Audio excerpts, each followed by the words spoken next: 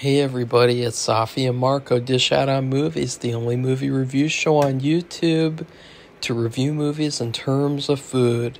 It's just Marco here once again, and I am here today to talk about The Biggest Loser Season 3. This was another, short season, and I say that because the way that I'm watching these episodes is through YouTube. And for some reason on YouTube, a couple of the episodes each season of the first three, a couple of those episodes are unavailable. They're only available in other countries, which is really weird. So I was only able to watch 11 out of 13 episodes. And so once again, I did not even get to watch the finale, which it's kind of like a good thing in a way, because I've told you guys the finales to this show are terrible. They're basically like just extended weigh-ins, and the weigh-in is like the worst part of the whole show because it's just so boring and like tedious. It's like, let's just drag this out for as long as possible, play this overly dramatic music, and the music is terrible too. Like, the music is like so over the top, and they just keep on repeating the same songs over and over again. Like, there's this one that would keep on playing where it was like trying to be like sad but hopeful, and it was like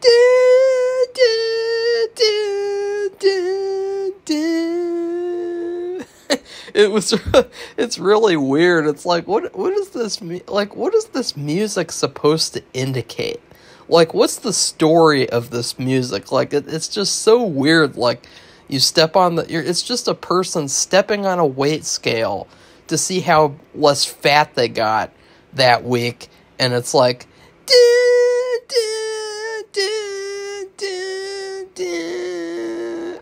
like, what does that mean? Like, what were they thinking when they did that? Like, we just gotta have this dramatic music. And then another thing that's terrible about these weigh-ins is that, they cut to commercial a lot. And this was one of the reasons that I actually stopped watching the show sometimes as a kid when I saw the show air live on TV, because it was a network show. They constantly cut to commercial in the weigh-in part, and so someone would get on the scale. It would be like 5 minutes of just someone stepping onto a scale, and then they'd cut to 10 minutes of commercial, and then they get back, and they would go through the person stepping on the scale all over again.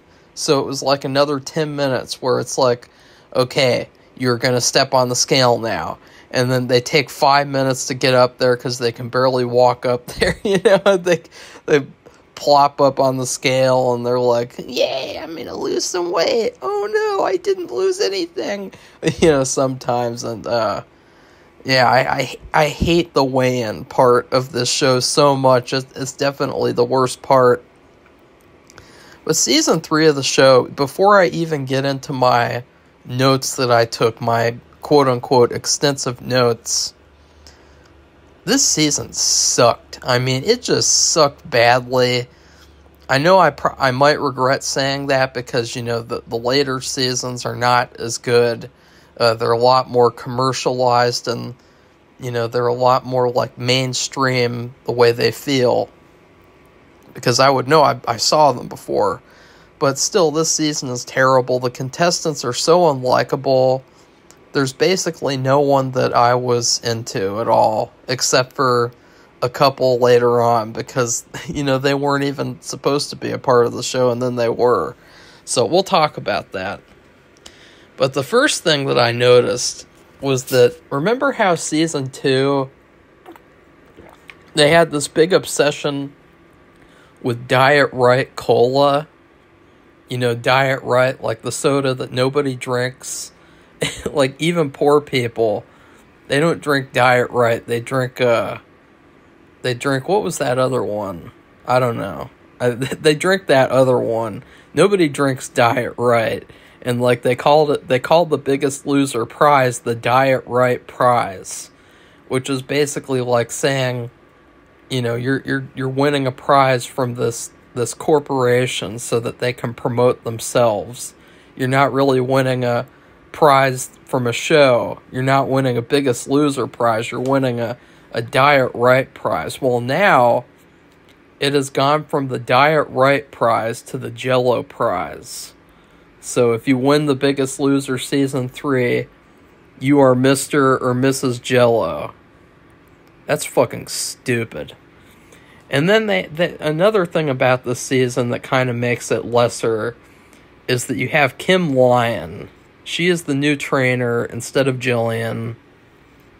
So you have Bob and Kim. And Bob this season, he is terrible. He really comes out as like a diva later on as well. He has this really bad haircut this season where it's like it's shaved on both sides, and then he's got it spiked on top, but then in the back it's like spiked up and around, and he looks like a chicken. You know, he looks like a chicken man. He's got this like terrible, the hair is just like it's sticking up all around like it's a chicken, but then he's got the sides shaved. It's very, very strange. And, you know, I really hated that haircut. Honestly, it was very distracting to watch the Chicken Man. In fact, maybe I should just call Bob the Chicken Man from now on. And then Kim, as she is the new trainer, which, you know, this was something that I didn't even know as a kid. As a kid, I assumed that Jillian didn't want to train these seasons because she was like mad that she wasn't getting paid enough and that she was like a diva herself. But apparently Jillian would leave frequently because she does not like the show. She does not like the producers and how unhealthy the show was. She didn't like how the producers were tampering with the show, tampering with the contestants. And so, actually, now looking back, it's like Jillian was probably the best trainer out of all of them. Probably the worst one would be Bob or Dolvet, which we haven't gotten to Dolvet yet. But, you know, he's another one where it's like a lot of these trainers, it seems like it really makes them look bad that they're on this show, because it shows that they're not really as much committed to health as they are committed to just showing off and getting these contestants to lose weight in the most unhealthy ways possible, having them take drugs, having them lose like 25 pounds a week. Like, that's not healthy. I would say that Kim proved herself to be kind of like a mixed bag of a trainer. There's obvious reasons why you would want to train with her, and I'm not gonna, I'll just let those reasons speak for themselves. You know, I mean, she calls herself a Barbie, and it's like, yeah, but at the same time, like, she's got some problems as well. I would say that, you know, I don't know if she might be a little bit better than Bob, but then again, Bob is a good trainer, because so far he has done a great job with like training people to almost win the show. Like this season, I think is his first victory, or is it? I can't remember if the douchebag from season 1 was on Jillian's or Bob's team. I think it was Jillian's. But he is so full of himself, though, that he pushes the contestants farther so that the contestants' results reflect on him. Because he is so egotistical that he wants the contestants to win just so that he can win himself. Very, very into himself. And Kim, on the other hand, she's a little bit of a blonde, if you know what I mean. She's a little bit of an airhead sometimes. But at the same time, I think she was a little bit better this season than Bob overall. She had a couple of moments where she was better than him, especially when it came to the last episode that I watched, which wasn't even the finale. It didn't even take place on the ranch. It was like a spin-off episode about schools. So another thing that they do this season, which I really did not like, I mean, this was terrible. I hated this. They brought 50 people to the ranch because they all represent the states, the United States, all 50 states. But then the trainers only picked 12 of them. So you have 50 people come to the ranch so that they can be picked out, like volleyball class, like gym class, where the people stand around and the captains are there and they just pick all their friends and make all the other people feel bad because they get picked last. Like in this case, only 12 people get picked out of 50.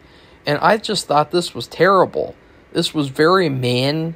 It was very antithetical to like what should be like a health show, what should be like a really positive show. You're picking people out like it's gym class in elementary school. Really, really did not like that at all. And so, like, they're all standing there, and you can just see it's terrible. They're all crying, and, the people are loving it because, they can show that to the world on camera and get better ratings because they're crying. It's like, I really hate this constant obsession with crying.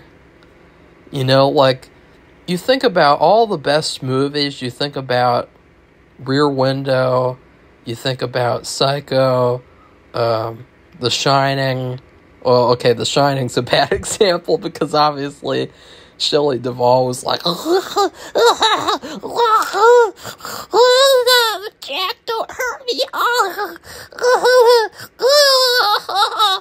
She was like that the whole movie. She was like crying the entire movie. But like most of the best movies that ever existed, they don't have like characters constantly cry the whole movie.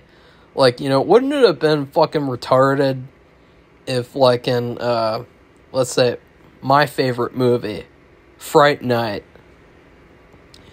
Wouldn't it be retarded if in Fright Night, like, Charlie, he sees Jerry across the street, like, in the house, in his house, chomping down on that girl, and then he starts crying, and he's like, oh no, there's a vampire across my street, and he's killing a girl. Like, nobody would like that. Or like A Clockwork Orange, like when Alex gets arrested because his friend set him up with that cat lady after he killed her. Oh no, I've been caught. I'm gonna get raped in prison. I'm Alex. Like, would people have liked that? I don't think they would. So why is it that in these reality shows, it's like there's an obsession with that type of thing? They also, and then even worse, what they do is they have all the contestants who are picked stand up on the stage. Like it's gym class. Like those contestants that got picked are more important and are better than the contestants that are down below and didn't get picked. So that's another thing. And it's like, the people who made this show, they really did not have good intentions. They did not have people's best interest in mind and, like, helping them lose weight and helping them get healthier. It really was just about making a show. And it's really shitty.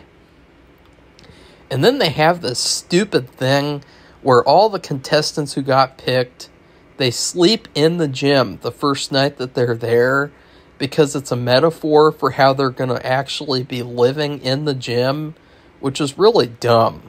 Because, like, again, it's like they're replacing that eating addiction with the gym addiction by doing this.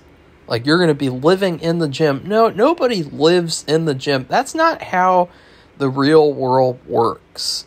In the real world, you can barely make it to the gym. You have to work around your schedule to make it to the gym. You're not living in the gym. You're not training in the gym 10 hours a day. But these guys are. And I think that that's pretty bad. But at least their trainers slept with them, which is good because, like, they're not being hypocritical and, like, going to sleep in their little trailers or wherever they sleep. I don't know. I don't know where the trainers sleep. But I thought at least that was nice. I wasn't expecting them to sleep in the gym with the contestants. And then they also outlined the diets, which I thought was good. Kim and Bob, they both, like, showed their stupid diet plans. They were very, very different from each other. And then they had a twist with the other 36 contestants. They get to compete to possibly come back onto the show. And the other contestants, for some reason, they are not told this. Because honestly, I don't know why they couldn't have just told the main contestants, like, hey, you know what, guys? It's really fucked up. Later on in this season, the other contestants that didn't get picked, they're going to compete. And the two who lost the most weight are going to get to come back on here and take the place of people who have gotten sent home. Like, that's kind of a dumb idea, but I guess it's kind of good because they didn't totally leave them out to dry. And it's really funny too because I'll just spoil it right away. One of the people that I thought I would have picked, one of those people, she is actually one of the ones who gets to be on the show. She is actually the female contestant who gets to come back on. And I thought that was funny because, I was like, she clearly stood out as, like, a perfect contestant. And another thing about how they picked out the contestants is that you can clearly tell that they picked them out based on their states. They picked them out based on, oh, look, that person is Mr. California. That's Mr. Chicago, or not Chicago, that's Mr. Illinois. That person is Mr. Texas. Oh, look, that's Mrs. New York. Like, they didn't pick people out based on, like, if they were genuinely interesting or not. You could tell that they were forced to pick out, like, the ones from the states that are, quote-unquote, the most important states. And so the girl who ends up coming back on the show, along with the guy, guess what states they're from? North Dakota and Arkansas. Two states that, like, you could tell, oh, they're not going to pick those states. They're not going to pick Kentucky. They're not going to pick Mississippi. They're going to pick the important states where the important people live because, people don't care about Mr. Kentucky. And people don't care about Mrs. North Dakota. They care about Mr. California. And then also, in the first episode, okay, Kim had a really bad moment. One of the women, I guess she did the same thing as the guy from last season, where she didn't work out one of the times with them. Because, like, I don't know, what, they're not really showing the full story, They're just kind of, like, picking what they want to show so that they can tell a shitty story. But the first episode really turned you off because all the girls on the women's team gang up on this woman for, quote-unquote, not working as hard as them. And, they act like because she skipped one workout, she wouldn't have lost 2 more pounds because the red team ended up losing that weigh-in because of like a little tiny percentage point. And I thought, that's bullshit. Like, you can't even know if she would have lost 2 pounds just because she would have worked out that one time. Well, not only do all the women gang up on her, but Kim, the trainer, bullies her as well. And like, helps to gang up on her. And then one of the teammates, definitely the worst player of the season, Heather. Ugh. She is like a mean girl to the nth degree. And she bullies the contestants. She yells at her, throws a tantrum, and says like, "You didn't work as hard as us! You didn't, da." And I was like, geez, like, this woman's a bitch. Like, get her off the show. Like, seriously? Like, you're gonna reject Mrs. North Dakota for this loud, obnoxious, bratty bitch, Heather? I mean, and it's really funny, too, because Heather's, like, a perfect name, because you think of the movie Heathers, and you think of those biatches, you know, and it really fits.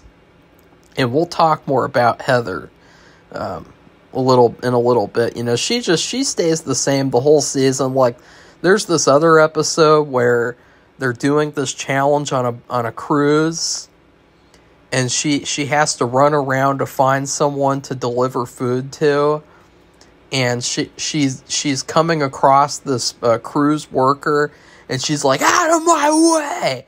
And she like pushes him out of the way, and like, just very, very rude, entitled, shitty person.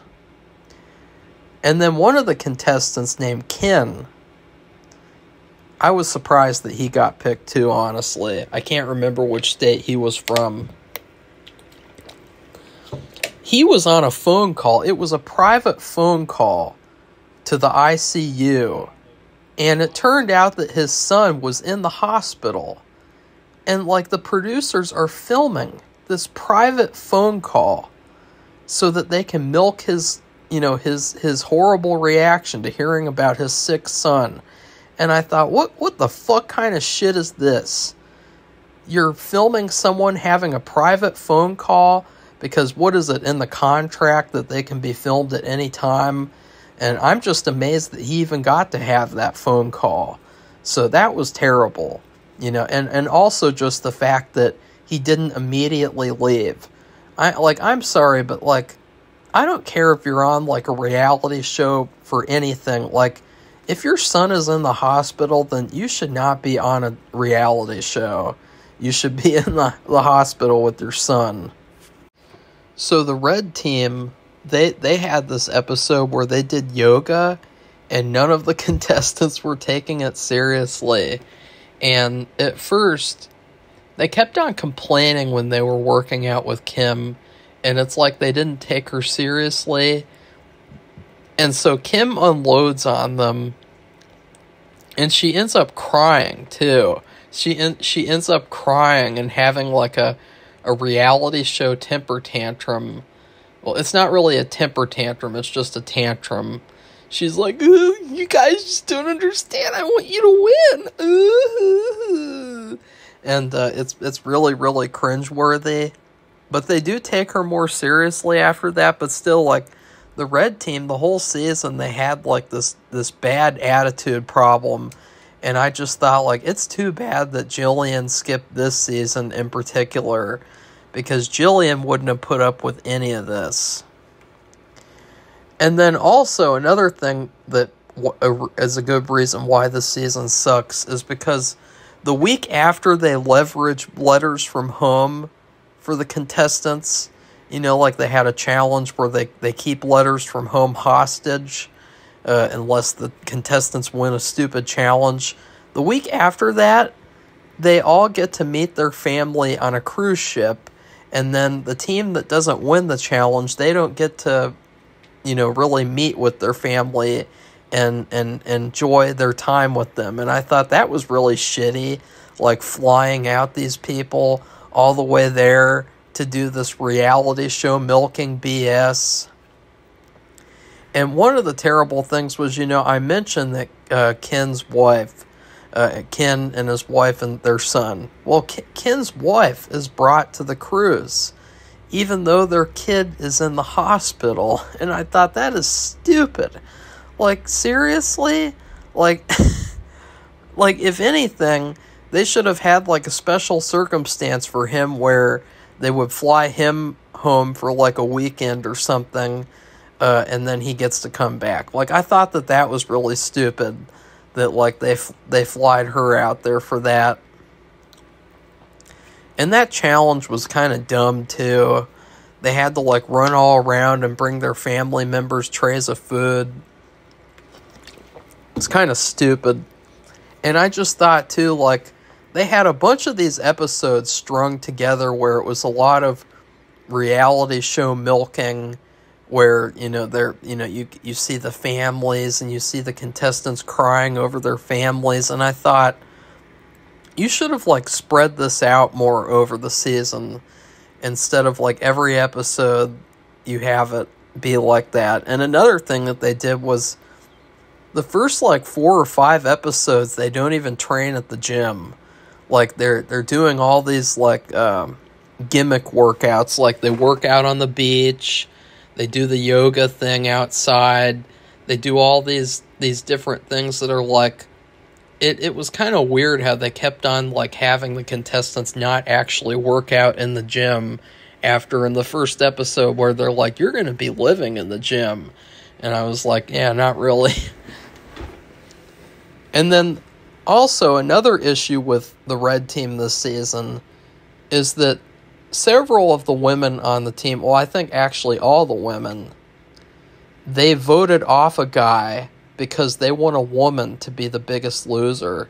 And I thought, wow, you guys see how feminism ruins everything? Like, you can't even have, like, a Biggest Loser weight loss show without feminism coming in here and being like, you know, we need to have a women Biggest Loser, so we're going to vote off all the men. You know, that's a really good strategy. You know, let's not vote off people based on who deserves to go home. Let's just vote off all the men so that, you know, only a woman can become Biggest Loser. And it really kind of blows back in their faces because, you know, spoiler alert, a guy ends up being Biggest Loser. So it's like, you know, all of that discrimination, anti-men discrimination was for nothing. You know, as usual, it just kind of ruins everything. And Kim has no rapport with her team, too. Now, let's see. I have a quote here. Okay, this is a quote from Bob. This quote should remind you of how bad of a trainer or how good of a trainer that Bob really is. He says, Amy is the only girl on my team. I told her for her to compete in this game, she's going to have to play like a man. What the fuck? Like, what the fuck does that mean? And then they do this challenge in the sports stadium. I think it was a baseball stadium, where the contestants had to basically get up on in these seats. They had to, you know, run up there. They had to sit down and do the wave, and then they had to get up and move one seat over and keep doing that until they did that with 1,000 seats or something stupid like that. What really bothered me about this challenge was that one of the contestants, he had an injury, and he quit the challenge because his back was hurting, and so, like, he was not able to complete it, and his team was therefore disqualified. But they really tried to belittle this guy. They tried to make him feel like he did a bad thing by quitting because he's suffering from some kind of injury. And it's like, that's a consistent thing on this show, is that, like, if you get injured and you quit and you don't do something, that, like, you get belittled and told that you're a bad person for not you know, killing yourself because, you know, we gotta have we gotta win everything. You know, it's really kind of sickening. And then I thought something was really funny. You know how last season they had a part in the season where everyone becomes duos? Well, in this season, they had the same thing happen, and it was really interesting who got to pick the duos. It was Wiley, who was the last man on the red team. So he was the last guy there, and he's the one who got to pick all the teams, which I thought was kind of hilarious because, you know, they really wanted to get rid of him because he's a man. And I'm not kidding. That is literally what they were trying to do, as demonstrated by the red team just only being women by the end of the season, except for they couldn't get rid of Wiley because he's Wile E. Coyote. And also, Kim had a very interesting disagreement with Bob, where she was telling him that he was working out the contestants too harshly before challenges, and that, you know, he's tiring them out so that when it comes to the challenges, they're not going to be able to do very well and win them. And so that's pretty bad. And Bob is like, I don't care, I'll do what I want, you know, blah, blah, blah. You know, he got really upset she was criticizing him. But she's right. You know, the red team, for all the shit that I've given them, the red team won almost every challenge the entire season, while Bob's team lost almost every challenge the entire season. You know, even though one person from Bob's team ended up winning the season, Kim actually was a better trainer, I guess if you think about it, by not really killing her team before challenges, and thus, like, helping them win challenges and win the game, almost. So she worked out her team more smartly. And then also they had this one episode, which I thought this was one of my favorite parts of the game the whole season. So when they got to the duos, one of the duos, because what they do is they have this yellow line, and if you go down past the yellow line, you get nominated to possibly be eliminated. And one of the duos had a free pass, and they used their free pass, and it automatically eliminated the other duo. And I thought that was a really badass move. It was a very smart thing to do. They acted like it was a very terrible and offensive thing to do, though, which was funny. And this is also where people from home came back. And something that I really didn't like is that they actually had 6 people come back from home. So they let 4 other people have hope that they would be coming back onto the show. And they literally just came there to be weighed, and then the 2 people with the most weight loss would stay. And I thought that was kind of terrible too. But this is where North Dakota came into the picture, and she and the guy, Jerron, like, they were the best contestants of the whole season. All the people from home who didn't actually get picked for the show, they were so much more interesting than the people who actually got put onto the show. They were so much better of, like, contestants, and I thought, like, it's really too bad that they didn't have, like, a separate show called The Biggest Loser at Home, because, like, I would have much rather watched the at-home contestants. You know what was even more embarrassing, too? The contestants at home all had higher weight loss percentages than anyone at the ranch. I mean, isn't that kind of embarrassing, guys? And then they did this challenge where this part really pissed me off. They did this challenge where all the different duos had to carry these objects, a ton of whatever objects, and put them on another platform until they put all the objects on there that equaled a ton of weight. Literally a ton. Well, the at-home players were obviously given the hardest one to do. They were given bricks. They had like thousands of bricks to carry to equal a ton. And then one team won, the team that got the easiest object to carry. So basically, the challenge was over as soon as, the one team got to pick what everyone got, and they got to pick that they got the easiest option. Well, this was where the really queer part came. See, the other teams, they still wanted to finish and show, so they were showing off. And then the at-home players, they were the only ones who didn't finish. And it's like, well, why would they finish? Like, number one, they lost. And so, they lost the challenge.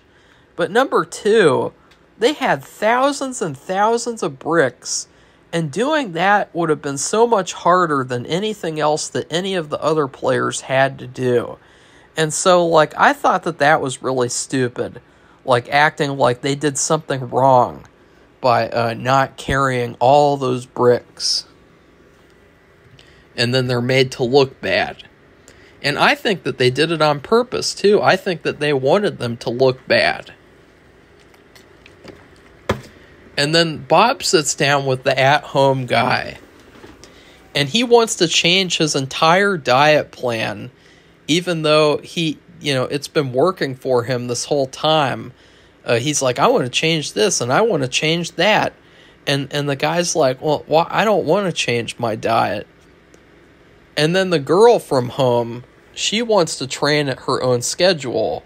See, at the ranch, the contestants train from morning until like the mid-afternoon or evening. They're training for like 10 hours. And then the rest of the day is theirs. And she says she's exhausted every day, whereas at home, when she would work out in the morning and the evening, she was never exhausted, ever. And so I thought that was interesting, too, that, like, at home, she was able to, like, do these pretty intense workouts and not be exhausted, but then at the ranch, she's constantly tired. And then something else is that Heather, now I can't remember, okay, yeah, I do. Heather purposefully gained weight so that she could send Bobby home. So at this point, they wanted to start getting rid of the men on the blue team now. So Heather, I think she was on the team with Bobby. Or yeah, she had to have, because then, yeah. And she purposefully gained weight so that they could vote off Bobby at the end. And you guys see, she has an anti-men agenda. And it's just, she's the worst. She constantly throws tantrums. She's constantly, like, snarky and bitchy in the season. She's very unlikable. And then also, the at-home female contestant, they're doing this really weird challenge, or I won't even tell you what they had to do because it was really stupid. And she had a meltdown, and she made a very fair point that the game is unfair to these at-home contestants because they've just come in the game and everything is basically stacked against them. And then it was really funny because Heather, after she has that little meltdown, Heather has the gall to say that her meltdown has made her feel stressed. And stressed out, like, she's all about herself. And what do you know? She's proven right in this challenge, because it's funny because the host, she's like, no, sweetie, you're not out of the game. Everyone has a chance.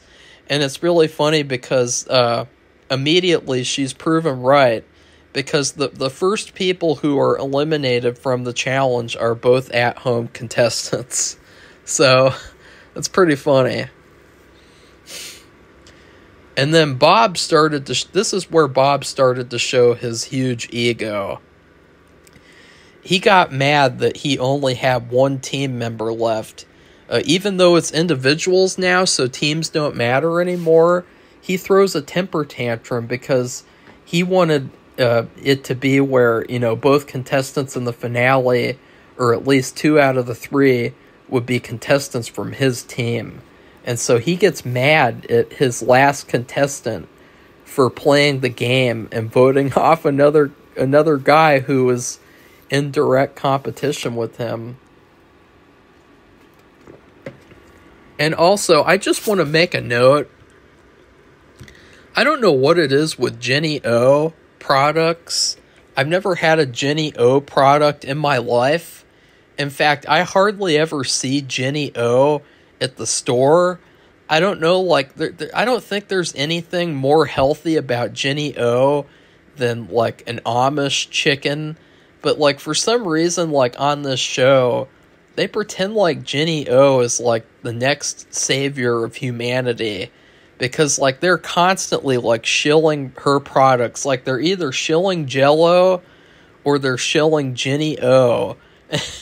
And it's really queer. And then they do a very exploitative episode. This is the last episode I watched. They do a very exploitative episode where they go to high schools and they bully children into losing weight. You know, because if they don't lose anything and if they don't reach their goals, they're going to look bad on television. They take these fat kids and they have them cry about their problems on national TV. And I thought, this is not going to help their situations at all. This is going to make it so they get bullied nonstop at school. Especially, there was this one girl, and she was crying, and she was saying, do I just not have a boyfriend because I'm fat? And I was like, you think this is going to help? Like, you think that people at your school are going to see this and want to date you? Like, no, they're going to see this and laugh at you. Because it's really queer. Like, going on national TV and crying about how you can't get a boyfriend because you're overweight. Like it's pretty bad. And by the way, and we will talk about who wins the season 2 after this is over, because, you know, I was able to see who won by just looking it up on Google, since the last 2 episodes are unavailable and I can't even watch them. And so at this one school, the trainers were going to these schools and looking at the school lunches and kind of examining them and criticizing them. And, you know, this was before Michelle Obama ruined school lunches. But the school was already trying to ruin the lunches, it turned out. So for the pizza that they were serving the kids, which, by the way, pizza is not an inherently unhealthy food. Like, pizza actually has a lot of nutritional value to it. You know, it's not this, like, horribly bad food that people make it out to be. You know, like, I would like to say that. Well, they feed the kids pepperoni that's made from turkey. And they make the crust a whole grain. And I thought the whole grain crust sounds fine to me. But to give children turkey pepperoni, that's not going to make a difference at all. I'm sorry, like, turkey pepperoni versus regular pepperoni, there's no difference there. It's still pepperoni. It's still very unhealthy. But who cares? It's school. Like, I'm sorry, but school is like prison. And if I'm going to have to eat lunch at school, I want to eat the good shit. I don't want to eat some not unhealthy, but some healthy, gross health nut food where it's like, first I have to suffer being at school, and then I have to suffer eating some weird lunch like a quinoa bar with a side of a salad made from air. Like, I want to eat something of substance. I want to eat pizza. I want to eat a burger. I want to eat some chicken tendies, some breadsticks with cheese in them bitches. But one thing that I did like was that Kim, she showed the kids a lunch that she actually made for, like, a school lunch. So she was, like, trying to set an example of, like, see, this is what I'm going to eat. And actually, her lunch didn't look terrible. I mean, she had, like, a whole grain wrap with turkey in it and stuff. And then she had grapes. She had almonds. and she had this little pudding for dessert. And I thought, that's not the worst meal that I've ever seen. It still is kind of like a girl lunch, because like the thing is that teenagers, they need to eat. They need to eat a lot. I ate a lot as a teenager, and just stuff goes through you really fast when you're a teenager. And to think that like a teenager is going to come to school with a wrap and with some little tiny snacks and some pudding, it's just kind of retarded, like, but I like that she set an example. But Bob, however, he comes to school and he doesn't bring any lunch to show them an example of what he would eat. So he just comes to school and sits there and complains about what they're eating. And then there's this one girl, and he picks on her in particular for some reason. I don't know what it is. He had something against her or something. But she had chocolate milk.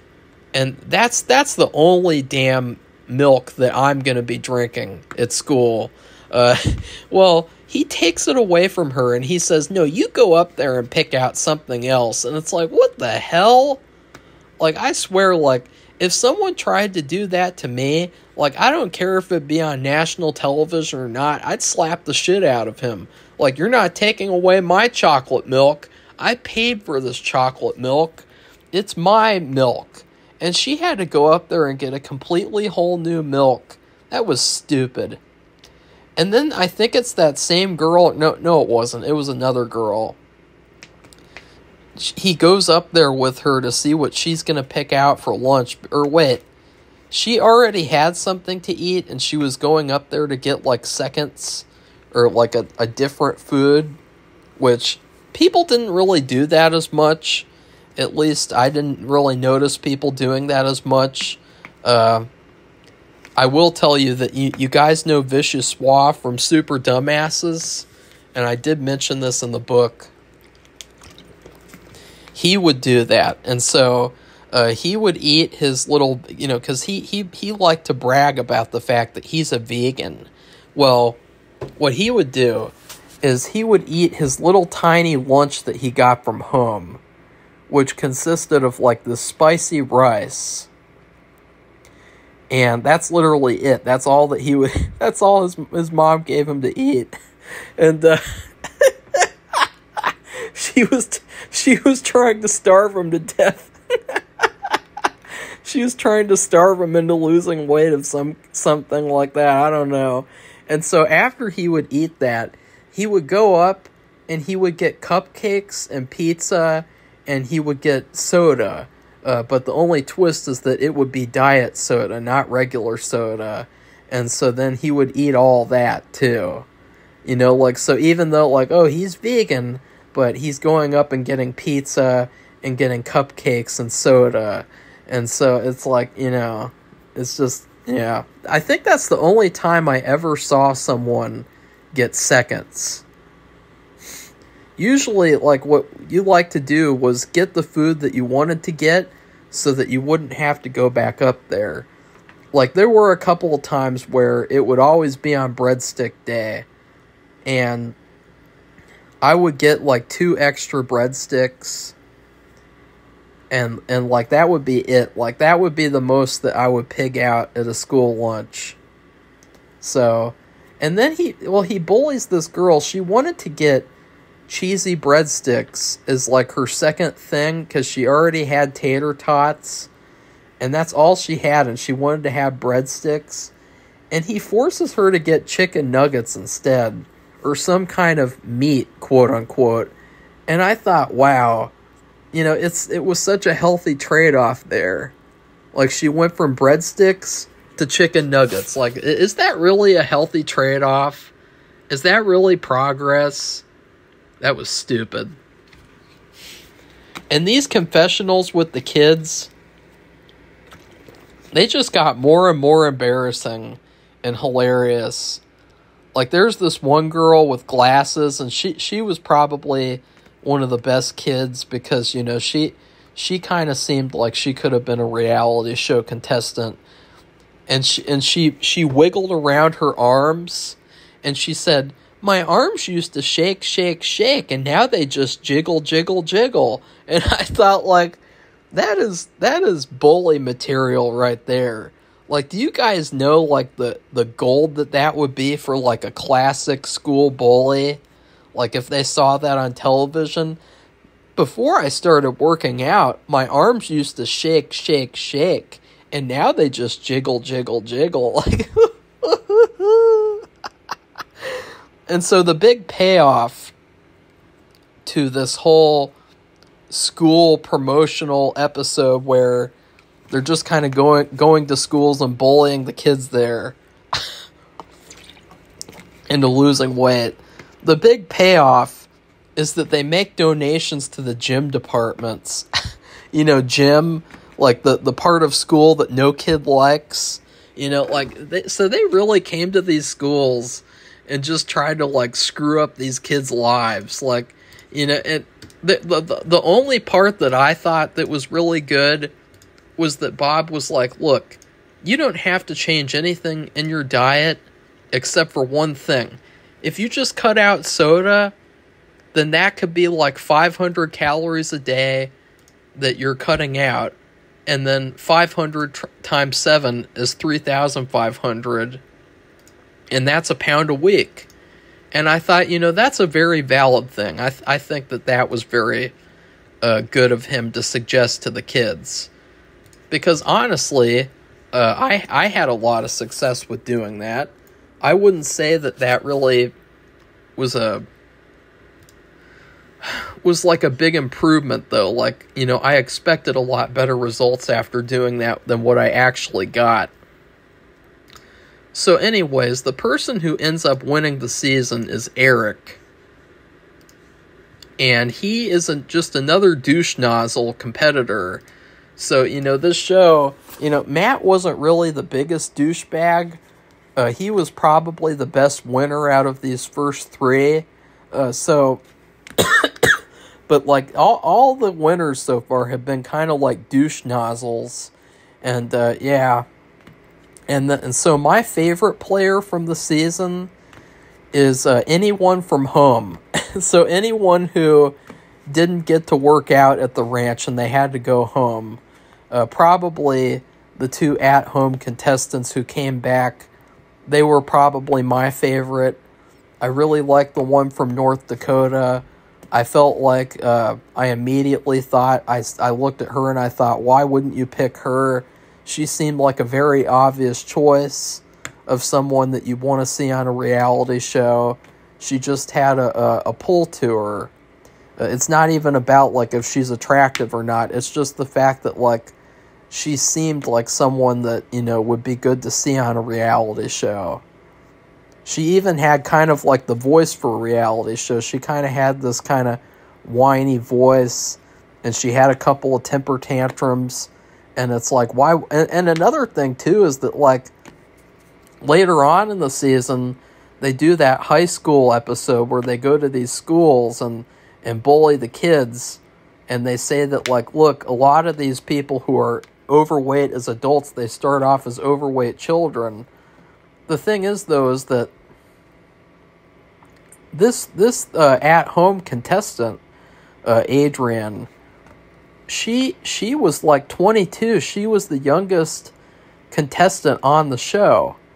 And so I think that as producers, they really dropped the ball there because, you know, if they had this agenda towards, like, making younger people healthier so that they don't turn into unhealthy adults, then why wouldn't they pick her as well at the beginning since she's, like, the youngest person of the group? You know, like, I thought that was a big failure. So, yeah, the only contestants that I liked were the home contestants. And then my least favorite contestant is Heather. She was a huge bitch. She was a huge, just diva. She was very mean. She was very nasty, a nasty person. And to top all that off, for all the people that she screwed over and sent them home because they're men, she got to the finale as the third place contestant, and apparently she got pregnant at home. And so she couldn't even compete in the finale to win the Biggest Loser prize. And I thought, like, wow, that is the shittiest thing that someone has done so far on the show. Like, she couldn't even bother telling her husband to wear a condom when they had sex because, like, she just couldn't wait to have, like, not safe sex until after the show ended. Like, seriously? Like, see, that's what I mean. Like, and she had this one part, too, where she said, like, I want to make my state proud. And it's like, no, the people in your state were not proud of you at all. I mean, every single episode, practically, everyone complained about Heather. Like, she is definitely the worst one. She is so bad. She is even worse than the cop from season 2. And she is even worse than Lisa from season 1 and then the winner of season 1. So she is the worst contestant so far. That's pretty bad. In terms of food, do you guys ever go to KFC anymore? I don't, because they support Israel.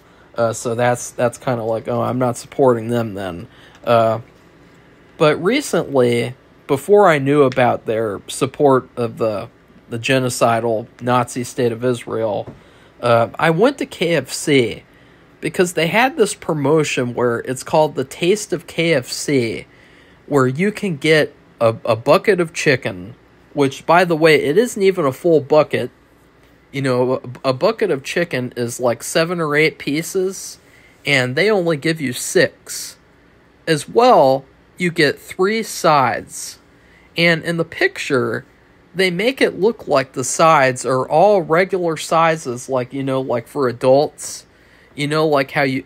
I don't know if anyone remembers how big the sides were back in the olden days, but, like, they had these nice, thick containers. Like, I think they were like a quart containers of sides.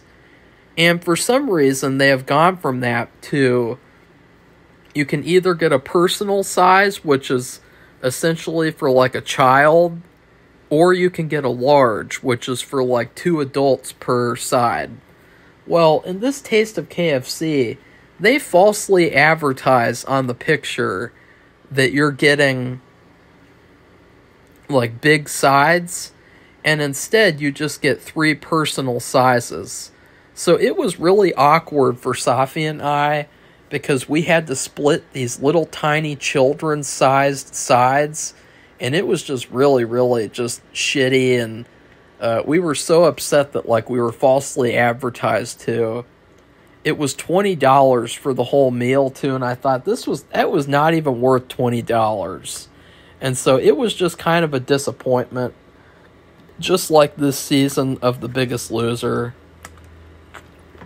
I will still continue to watch the show, though, because it is a fun show to watch, and for some reason there are just these certain days where it's, like, really easy to, like, not review anything else, and I can just review The Biggest Loser instead. It's kind of fun.